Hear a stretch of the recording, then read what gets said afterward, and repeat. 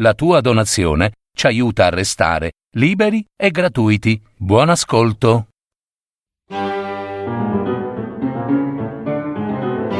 Parole in preda. Storie e racconti di autori classici, contemporanei e moderni. Per paroledistorie.net.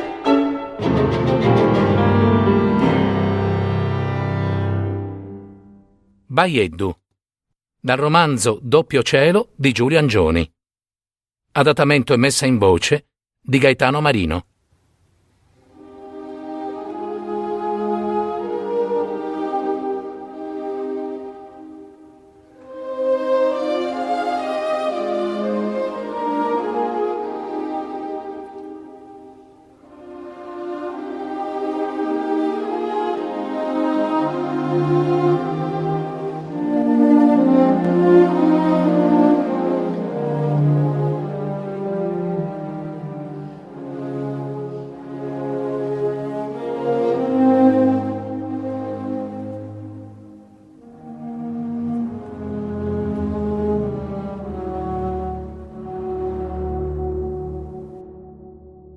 Il giorno che Luisu Melas è partito a cavallo di Baieddu per portarlo alle miniere di Carbonia, l'ha svegliato presto il vecchio sogno del mandorlo che aspetta il fuoco in cima alla collina di Cavanna. Nel sogno Luisu tiene alla cavezza un bel puledro baio, suo nonno accanto con il cane che uggiola tra le sue gambe. Le due bestie incapaci di guardare il fuoco, nonno e nipote fissi al mandorlo rimasto solo in cima, e il fuoco sale da ogni parte. Non possono nient'altro che guardare. Luisu col puledro imbizzarrito e il nonno con il cane spaventato, poverino, lui che saliva svelto fino al mandorlo a pisciargli il tronco, dove di solito Baieddu era legato a corda lunga. E il nonno mormorava che così, proprio così, noi siamo tutti a questo mondo, alberi piantati, fermi e soli, mentre il fuoco tutto intorno sale. Non del tutto sveglio, ma con l'assillo del lungo viaggio, quella mattina presto Luisu non sapeva più se tutto questo era accaduto veramente, diversi anni prima, ancora ragazzino, o se era solo un brutto sogno, se il puledro del sogno era Baieddu, che a quei tempi non era ancora a questo mondo. Sogno o ricordo, o tutte e due, come fanno i sogni. Fatto sta che sua madre, poi, ha sgridato il nonno perché diceva certe cose a un innocente come Luisu, che dall'altura di Cavanna, andata in cenere, è tornato a casa con le tasche piene di mandorle tostate, come al forno. I sogni fanno confusione, tra sotto e sopra, tra prima e poi, e anche tra i cavalli. Forse perché era baio e sveglio, e si chiamava Baieddu, anche il puledro dell'incendio, come questo Baieddu, da portare in miniera. Ma chissà a far cosa, nella città di Carbonia, nata da pochi anni e adesso in piena guerra, nello sforzo bellico per il carbone autarchico del duce, come ripeteva il padrone, che aspirava a essere il segretario del fascio di Fraus. Lo dicevano tutti. L'anno prima, nell'estate del 42, Luisu voleva cacciare la giovenca con Baieddu, gran bel puledro del padrone, corridore elegante, ben piantato, per Santa Maria d'Agosto, la vigilia all'alba come si usa, con i giovani scapoli di Fraus. Luisu l'aveva addomato molto bene, trebbiando grano e fave nelle aie. Dopo il raccolto si è fatto coraggio e è andato dal padrone a chiedere Baieddu per la caccia alla giovenca. No, che così tu Baieddu me lo storpi.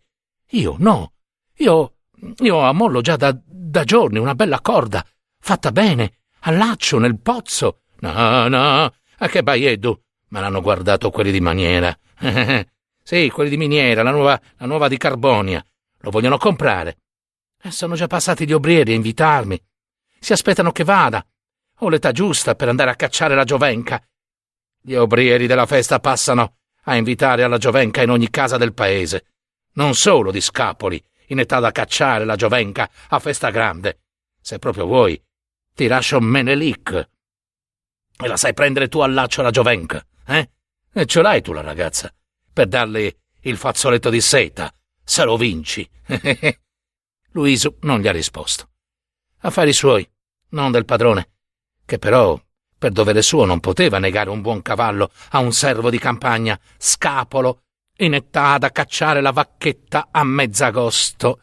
Tantomeno poteva negarglielo quell'anno che il padrone era priore, il primo obriere di Santa Maria, e sua moglie prioressa, anche se quando Luisu si era comandato pure a lei per avere Baieddu per la caccia, lei gli ha risposto che era cosa da maschi e da priori, non da donne.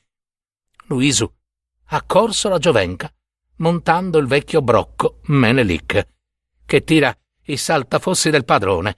Tanto, hanno detto i perdenti, è stata una caccia da tempo di guerra. Giovenca fiacca e al vincitore un fazzoletto di seta malandato. Mancava solo che fosse mangiato dalle tarme. Però Baieddu, il suo padrone, glielo ha affidato ancora a Luisu, per rifinire la domatura. E tu sei responsabile che non succeda nulla e non mi perda di valore. E al momento giusto è stato naturale affidarlo a Luisu da portare a Carbonia. Il mio miglior puledro, comperato dall'azienda Carboni Italiana, la maggiore del regno e dell'impero, ripeteva il padrone. E così se ne vengono a Carbonia, Luisu e Baieddu, senza sella né altri finimenti, solo morso e cavezza, cavalcando a pelo per non rovinare il sacco da coprire e la bisaccia nuova d'orbace. In groppa per un giorno intero e buona parte della notte, poche ore di sonno al lato della strada, giù nella cunetta, con la bisaccia per cuscino, la troppa luna che ti lascia a bocca aperta e Baieddu che ti sveglia all'alba con i suoi labbroni sul viso e sulla testa. E un altro giorno, al trotto più che al passo, fino a stancarsene davvero. Sono entrati a Carbonia a prima sera, ma già buio. Un gatto scuro ha subito tagliato la strada a Baieddu, così fanno sempre i gatti. Sì, soprattutto quelli neri. E poi tutti li guardavano in un modo strano, cavallo e cavaliere. Soprattutto il puledro, stanco, ma bello ancora e lucido, pasciuto di erba fresca dell'autunno. Forse che non viene a darvi una manforte col carbone? Voleva dire a quelli che guardavano e scuotevano la testa, come se vedessero il brocco Menelik. E peggio erano quelli che guardavano il puledro in un modo che Luisu ha finito per capire. Agli occhi di tutta quella gente di miniera, di città, gente magra, Baieddu era solo un bel mucchio di bistecche ambulanti nella fame di guerra. Un ragazzino solitario li ha intravisti dalla sua finestra. È corso fuori fino a superarli. Luisu ha fermato e gli ha chiesto dov'è Serbariu, il pozzo 1. Lui si è pulito il naso con la manica, ha allungato il braccio e ha mostrato un castello di ferro in fondo, lontano ma non molto, in un alone debole di luce. Me lo fai toccare? Il cavallo? E come no? Però attenzione. Poi li ha seguiti a lungo, in estasi, finché una donna l'ha richiamato dentro casa. A forza di puntare il castello di ferro nell'alone fragile di luce polverosa, sono arrivati a Serbariu, al pozzo 1. E lo stesso anche lì, nemmeno benvenuti, solo sguardi scontenti, rassegnati. «Avvisate il polacco!» ha detto qualcuno, anche più di mala grazia. «Già qui?» gli ha fatto il polacco, giunto in balilla dopo un'ora, grande e grosso nella divisa di orbace, complicata. Mai visti, Luisu, certi paramenti del comando. Gli ha fatto paura, specie quando ha detto brusco: «Ma non doveva arrivare dopodomani, puledro? E adesso io dove lo metto? Dimmi un po'. Tu, come ti chiami?» «Melas Luigi, comandi». «Gli serve riparo per la notte? Datti da fare. Solo una cosa provvisoria. Tanto poi scende giù. Domani stesso, in sottosuolo. Gli serve anche farlo pascolare. Là, fuori, che c'è erba», mormora Luisu, che anche per non pensare si è messo a fare, e il polacco a dire e a comandare, finché ha capito che Luisu se la cavava bene anche da solo. Anzi, meglio, Si è stufato e se n'è andato via, divisa e gambe storte dentro gli stivali neri. «Siete venuti? Per restare! Tutti e due!» ha detto andando via nella balilla nera dal finestrino abbassato. «Quando finisci qui con il cavallo, vai all'albergo operaio numero 7!» Ed è partito sgasando e sgommando come a sfregio. Per la prima volta Luisu ha centrato questa nuova idea che lo volevano minatore, mentre si stava chiedendo cosa può significare che Baieddu deve andare giù nel sottosuolo. Non era nei patti. Non lo portava a Carbonia, non lui, se lo sapeva. E poi, cos'era quest'altra cosa dell'albergo operaio numero 7? È finita che Luisu e Baieddu, quella prima notte, la stavano passando tristi e miserini nel piazzale del Pozzo 1, in una specie di stalla improvvisata, un riparo di tavole e detriti. La loro seconda notte all'Addiaccio, di novembre, lontano da Fraus e da luoghi noti. Prima del buio Luisu ha portato il cavallo a pascolare nei campi, fuori dai muri e dai recinti di miniera, per se stesso. Meno male che aveva ancora pane e formaggio nel tascapane. Prima le bestie, pagate per la vita, poi gli uomini, pagati a giornata solamente, diceva il suo padrone. Di passare la notte con Baieddu, all'Addiaccio o quasi, a Luisu è venuto naturale, perché non si è fidato di lasciarlo solo, mezzo imbizzarrito, in luoghi strani, nuovi, smisurati, nell'intrico di ferri e negli ansimi dei grandi compressori di miniera. Ha fatto per andarsene a cercare quell'albergo operaio, numero 7, subito Baieddu l'ha chiamato a muso lungo. «Resta qui con me», gli ha detto a modo suo, suonando i labbroni e pestando lo zoccolo destro sul suolo duro. Alla fine del secondo turno, all'inizio del terzo, alle 11 di notte, l'urlo a singulto della sirena ha spaventato Baieddu. Troppo si è imbizzarrito, mai visto così. I minatori hanno notato questa novità del cavallo nel piazzale e andavano a vedere e a commentare. Poi hanno portato Luisu dentro la lampisteria, messo in una branda e sotto una coperta militare. Luisu ha messo il coltello a serramanico sotto il materasso e quella prima notte non ha chiuso occhio. Lo potrebbe giurare. Eppure l'ha sognato, quel suo vecchio sogno, il sogno ripetuto del mandorlo in collina in attesa delle fiamme.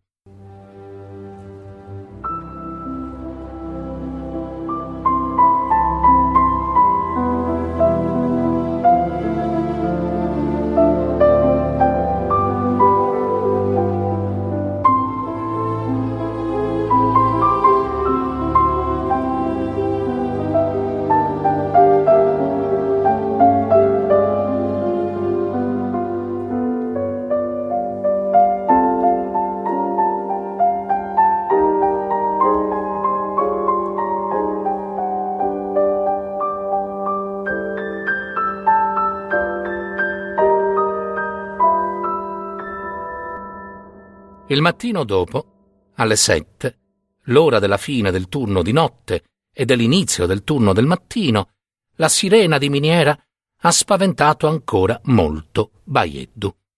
Si è imbizzarrito, mentre pascolava l'erba rugiadosa di novembre, nei vecchi pascoli del Sulcis, adesso anneriti di carbone, come ha scoperto poi alle prime luci del mattino.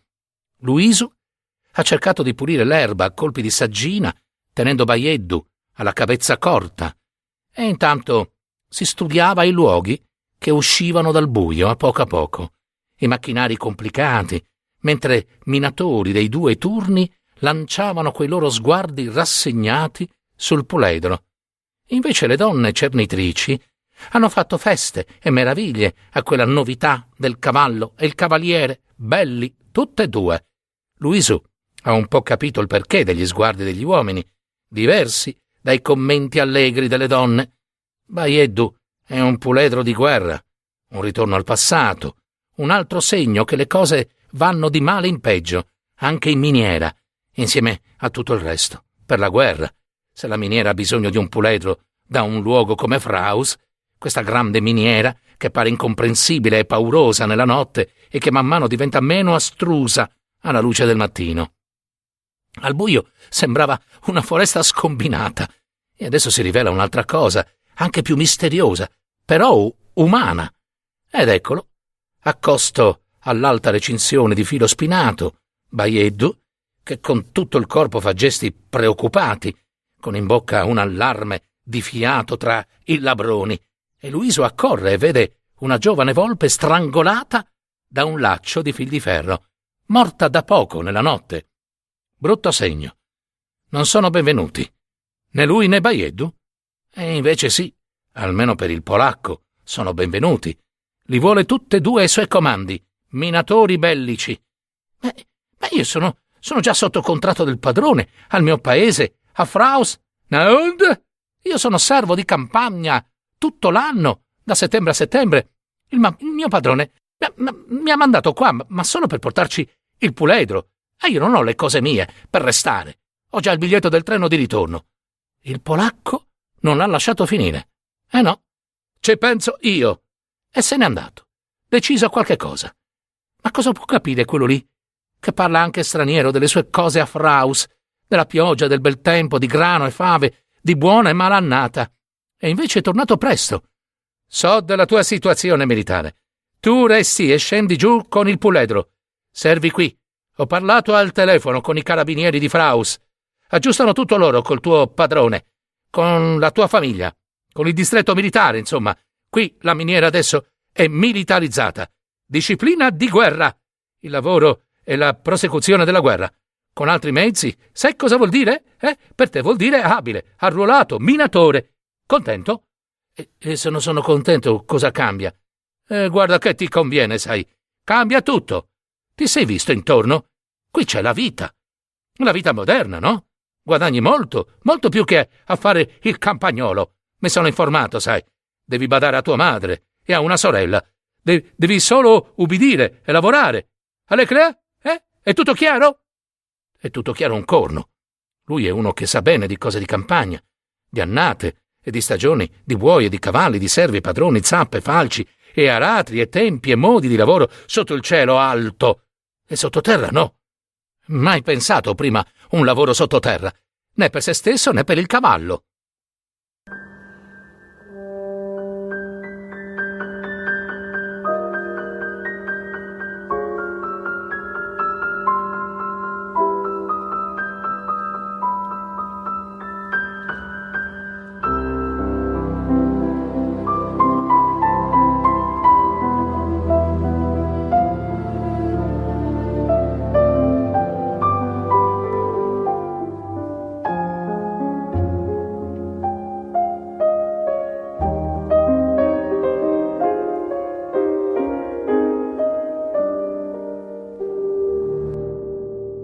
Baieddu è sceso in galleria di carreggio come Luisu non avrebbe mai pensato.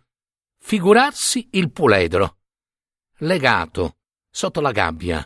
Fuori, 6 cinghie a sottopancia e un panno in faccia, che non veda nulla di quello che gli capita.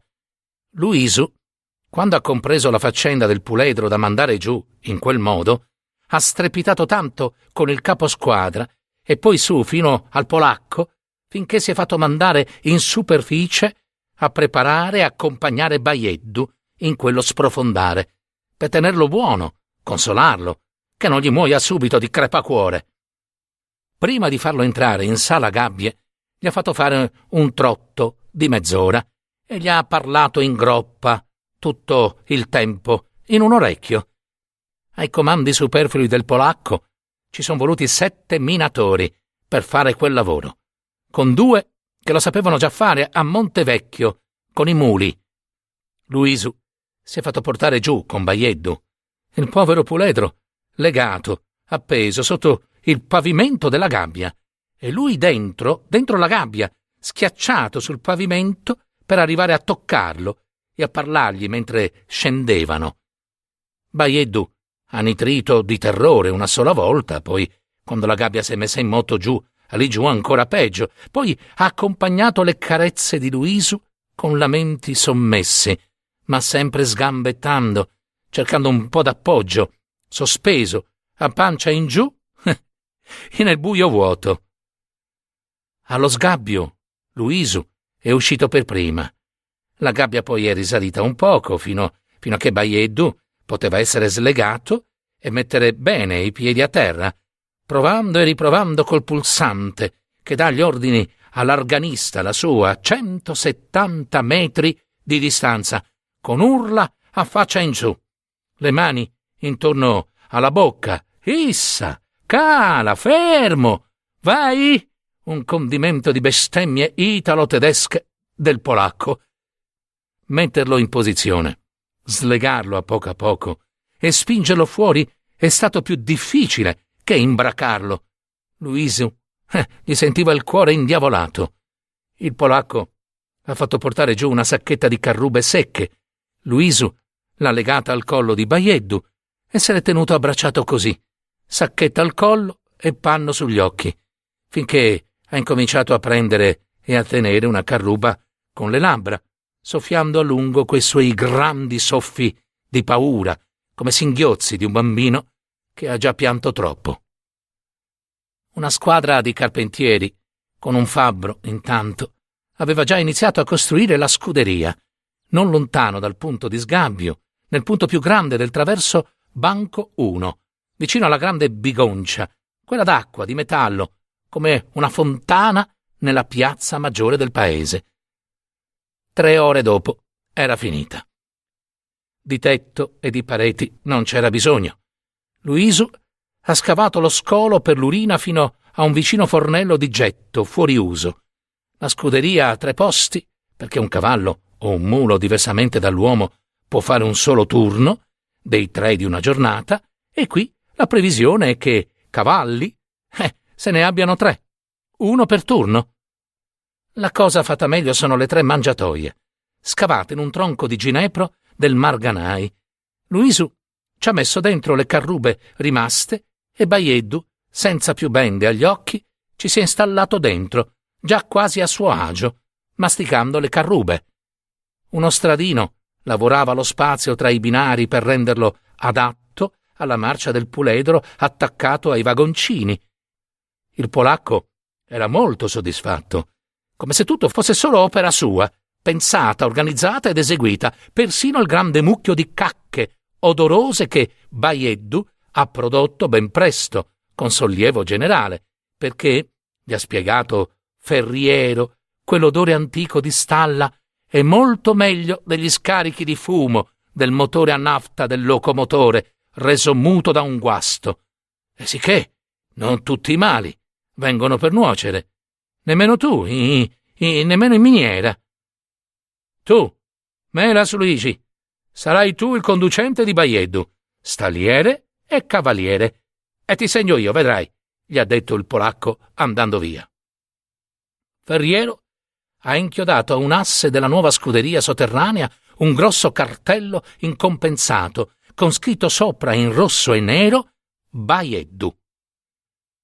Finito il primo turno, Baieddu si è goduto i saluti e le carezze sulla groppa di tutti i minatori in risalita e poi di tutti quelli in discesa nel secondo turno.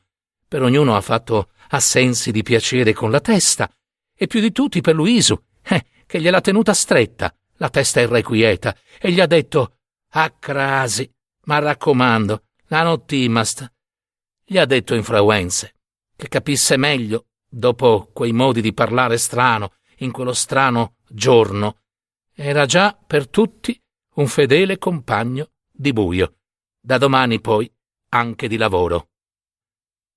La mattina dopo, coi finimenti adatti presi da Bugerru e un po' di paglia da lettiera, Luisu ha portato giù a Baieddu un poco d'erba fresca, in più delle carrube d'ordinanza. Gli ha pulito lo strame e poi gli ha fatto brusca e striglia. Un piacere che faceva ridere il puledro con i labbroni sui denti belli bianchi. Gli ha messo i finimenti e in poche ore ha imparato a fare il conducente vagonaio col cavallo delle gallerie di carreggio del traverso banco del livello 1. Anche Baieddu ha subito imparato il nuovo basto, il passo sulle traversine, l'attacco dei vagoni, è fermo, e il poggia, e va. Luisu ha giocato come un ragazzino, a viaggiare su un vagone in cima al Minerale, o dietro, in piedi, sui ferri paraurti dell'ultimo vagone del piccolo convoglio, come in città, in Monelli, sui respingenti del tram. Aio, Baieddu, toccala, aio. Ma per lui c'è da imparare, e tutto però nel fare. Non ce n'è né tempo né bisogno per preamboli, annunci, di istruzioni per l'uso, armare, fare ripiena, disgaggio di porzioni instabili, caricare il tuvenan, che sarebbe il minerale grezzo da portare nei vagoni, perforare, caricare mine e farle partire, e molto altre ancora, fino a fermare il cielo e andare via.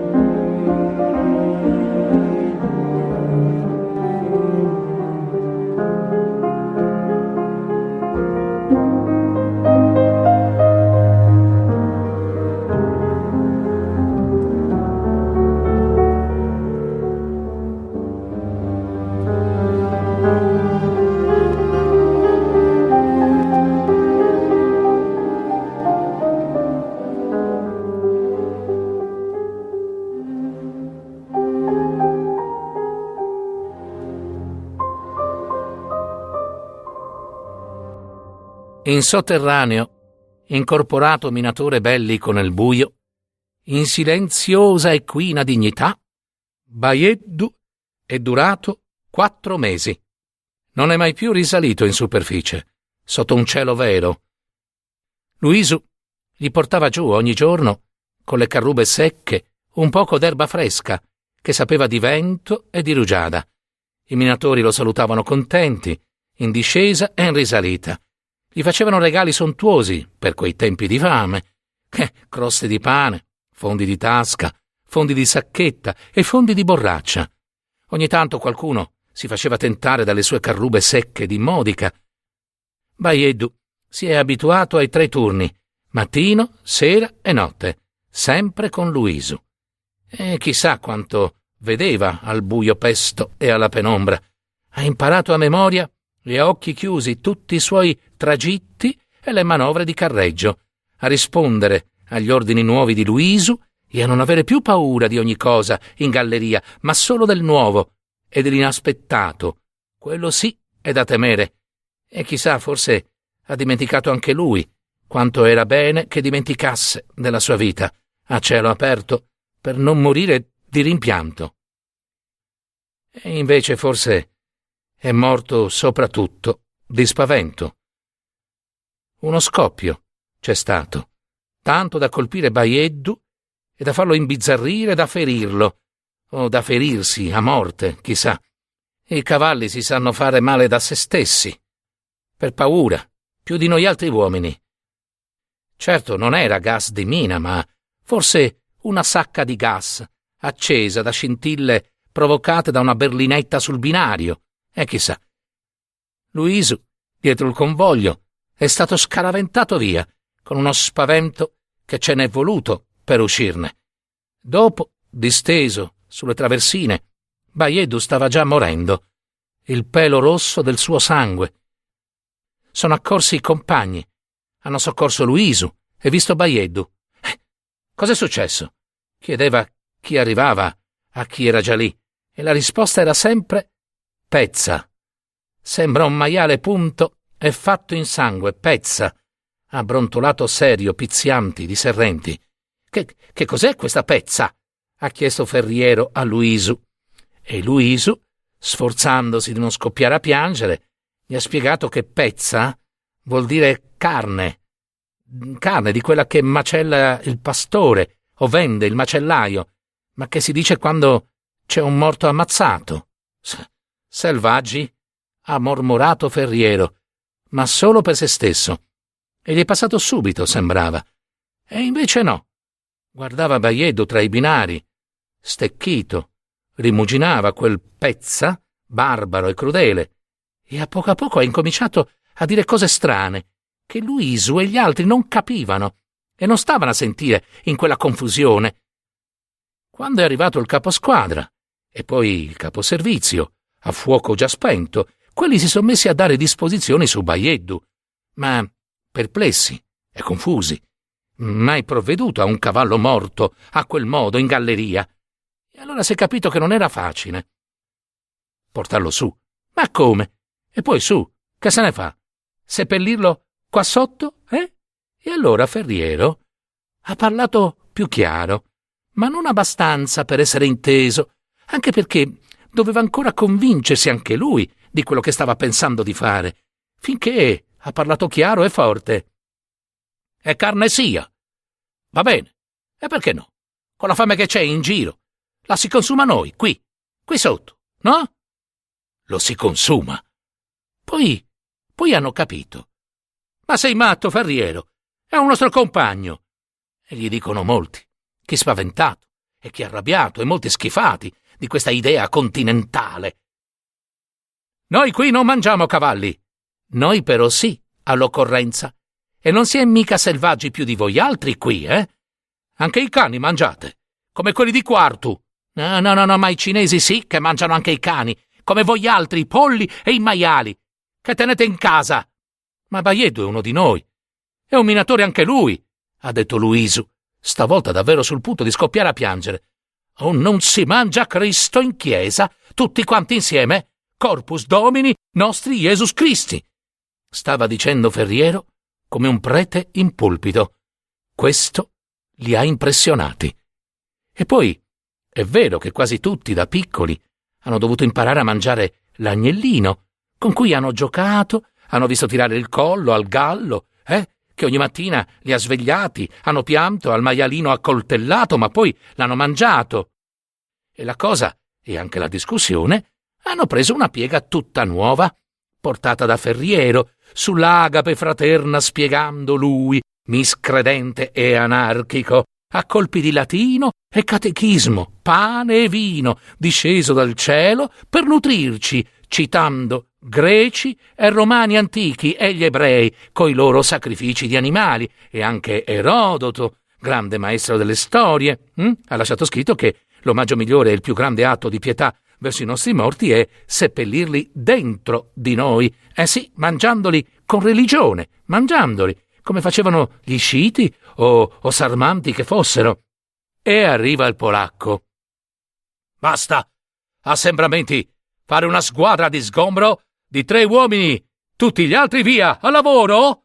Non l'avesse fatto. Era meglio per lui, perché Baieddu ormai era un morto sacro, non un morto da sbarazzare, non un ingombro da sbarazzare, no, e come poi? Si sono opposti tutti alla testa Ferriero, che con molta calma ha detto, anzi, ha finto di ricordare al polacco: come lei mi insegna, l'agape cristiana, la Santa Messa originale, forse che non si faceva e non si fa ancora oggi, mangiando in comune pane e vino, diventati corpo e sangue di Cristo, e prima nelle catacombe, in luoghi come questo, in gallerie sotterranee, illuminate con lanterne più o meno come queste, in santa comunione tra compagni? Luisu si è ricordato della fine che faceva la giovenca di Santa Maria d'Agosto a Fraus, dopo presa in caccia, benedetta dal prete, ornata di drappi e di fiori, portata in processione e infine macellata e mangiata da scapoli e nubili giovani riuniti in festosa ma composta compagnia. Ed è stato il primo a dire: sì, Luisu, sì, forse si può fare. Può essere meglio così, no? Invece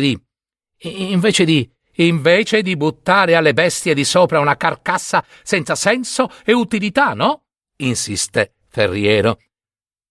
In casa mia sono 6 mesi che non entra carne, dice qualcuno. E altri così, a poco tutti. E anche le impazienze del polacco si sono calmate e infine se n'è andato con la scusa che aveva urgenze altrove. E intanto zio Macisi, che si sente in colpa come penitente per non aver scovato e poi eliminato il pericolo di scoppio, zitto, ha incominciato a preparare Baieddu alla macellazione, coi suoi arnesi di antico pastore sul Citano. L'hanno macellato insieme coi loro coltelli a serramanico e attrezzi dei mestieri di miniera, con gesti misurati, in silenzio, o appena mormorando sul da farsi, no? Solenni, con punti. E hanno fatto le parti meglio e con più scrupolo di una compagnia di cacciatori. Ne hanno arrostito parte sul carbone, ben protetto, dentro un vagoncino, e spiedi improvvisati sulle braci. Ne hanno fatto mandadas, quei doni di carne ad amici e parenti, di quando si ammazza il maiale di casa, e non solo di frattaglie e della testa, mandadas generose agli altri livelli del Pozzo 1, anche a qualcuno in superficie, anche al polacco. Ne hanno lasciato da portare a casa, in famiglia, alla fine del turno.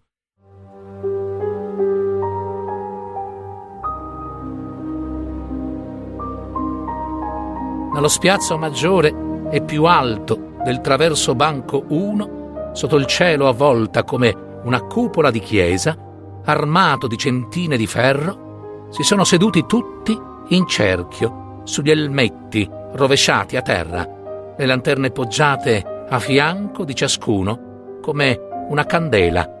Luisu credeva di non farcela a mangiare il suo puledro, ma tutti hanno mangiato baieddu in santa religione, tutti molto composti, a bassa voce, come i cristiani antichi nelle catacombe, le grandi ombre sulle pareti a botte, e del puledro minatore morto sul lavoro hanno detto ogni bene. E alla fine zio Efisi Casula di Pattada ha improvvisato un canto di lutto, un bell'attittu, cantando le lodi di Baieddu alla maniera delle donne dolenti al suo paese, perché Baieddu era un buon cavallo da vivo e da morto è buono da mangiare, da seppellire dentro il nostro corpo minatore.